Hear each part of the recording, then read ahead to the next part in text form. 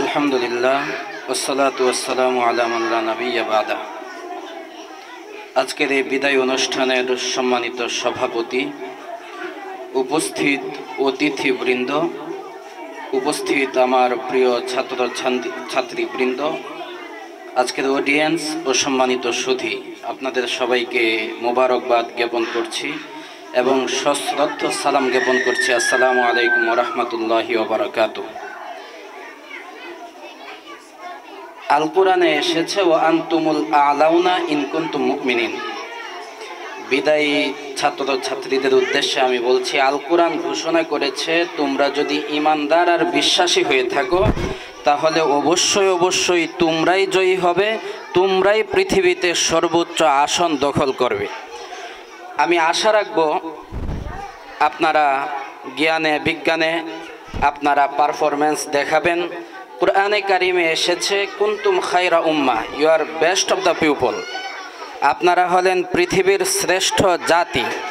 Chemistry, biology, botany, physics, mathematics, anatomy, astronomy, syntax, morphology, পৃথিবীর জ্ঞান বিজ্ঞানের যত শাখা আছে, উৎস আছে, সব জায়গায় আপনারা বিচরণ করবেন, জ্ঞান অর্জন করবেন, উচ্চশিক্ষা অর্জন করবেন, মানুষদেরকে অন্ধকার থেকে আলোর পথে নিয়ে আসবেন। সেই সাথে আমি বলবো আল কোরআনকে আঁকড়ে ধরবেন। কুরআনে কারিমে এসেছে খুদিল আফওয়া ওয়া'মুর বিল উরফি ওয়া আ'রিদ আনিল জাহিলিন। আপনারা যখন শিক্ষা প্রতিষ্ঠান থেকে বেরিয়ে সমাজে যাবেন, আশপাশের মানুষদেরকে নিয়ে চলতে থাকবেন, তখন আপনাদেরকে কোরআন মেনেই চলতে হবে। আল কোরআন বলেছে তোমরা ক্ষমার নীতি অবলম্বন করবে। আপনি এখানে বসেছেন, আপনার পাশে একজন আপনাকে ডিস্টার্ব করতে পারে, আপনি বেরিয়ে যাবেন, আপনাকে অসুবিধা করতে পারে, আপনি বিভিন্ন যানবাহনে উঠবেন, প্রত্যেকটা জায়গায় আপনাকে ক্ষমার নীতি অবলম্বন করতে হবে এবং সহনশীল হওয়া লাগবে। আপনার প্রতিবেশী, আপনার ভাই, আপনার মা বাবা, আত্মীয় স্বজন, সবার প্রতি আমরা সহনশীল হব, ক্ষমার নীতি অবলম্বন করব, জাহেলদেরকে উপেক্ষা করে চলব।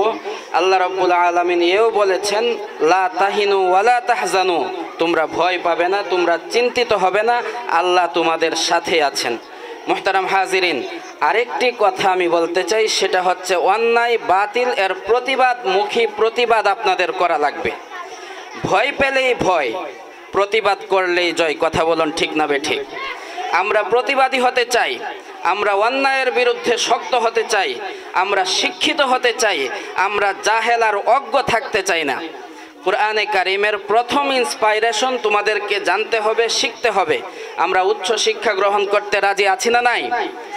আমরা আদবওয়ালা হব, আমরা শিষ্টাচারের পরিচয় দেব। এক মুসলিমের প্রতি আরেক মুসলিমের হক আছে, ভাইয়ের প্রতি ভাইয়ের হক আছে, বোনের প্রতি ভাইয়ের হক আছে, ভাইয়ের প্রতি বোনের হক আছে, উস্তাদের হক আছে, শিক্ষকদের হক আছে। আপনারা এখানে দীর্ঘদিন ছিলেন, রাস্তায় যখন আপনারা কোনো শিক্ষককে পাবেন, কোনো ম্যাডামকে পাবেন, তারা আপনাদের কাছে টাকা চাইবে না, পয়সা চাইবে না, তারা চাইবে আপনারা তাদেরকে সম্মান করবেন, তাদেরকে সালাম দিবেন। পরিশেষে বলতে চাই, সবার প্রতি আমি একটি আহ্বান করতে চাই, সেটা হচ্ছে আমাদের জীবনের প্রতিটি বাঁকে, জিন্দেগির প্রত্যেকটি ধাপে আমরা আল কোরআন মেনে চলব, ইসলাম মেনে চলব। সবার সুস্বাস্থ্য, উন্নত ভবিষ্যৎ ও সমৃদ্ধি কামনা করছি।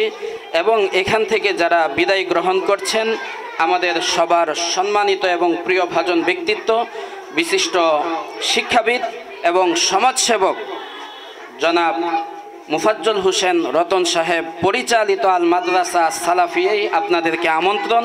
সেখানে উচ্চশিক্ষার ব্যবস্থা আছে, সেখানে কোরআন, সেখানে হাদিস, সেখানে কেমিস্ট্রি, সেখানে বায়োলজি, সেখানে বোটানি, সেখানে ফিজিক্স, সেখানে ম্যাথমেটিক্স, সেখানে অ্যানাটমি, সেখানে আপনি সেন্টেক্স শিখতে চান, আপনি মরফোলজি শিখতে চান, আপনি দায়ী হতে চান, গোটা বিশ্বে আপনি ইসলামকে ছড়িয়ে দিতে চান, এর জন্য আপনার ভাষাগত দক্ষতা, আমরা কোরআনটাকে আমরা শিখাবো ইংলিশে, আমরা কোরআনটাকে শিখাবো বিভিন্ন ভাষায়, সেই সাথে আপনাদেরকে মাতৃভাষায় করে তুলবো আমরা দক্ষ।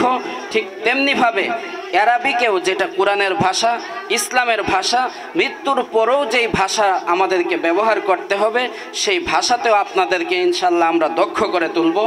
সবাইকে আল মাদ্রাসা সালাফি এই আমন্ত্রণ জানিয়ে সবার সুস্বাস্থ্য, উন্নত ভবিষ্যৎ ও সমৃদ্ধি কামনা করে আমি শেষ করছি। আসসালামু আলাইকুম ওয়া রাহমাতুল্লাহি ওয়া বারাকাতুহু।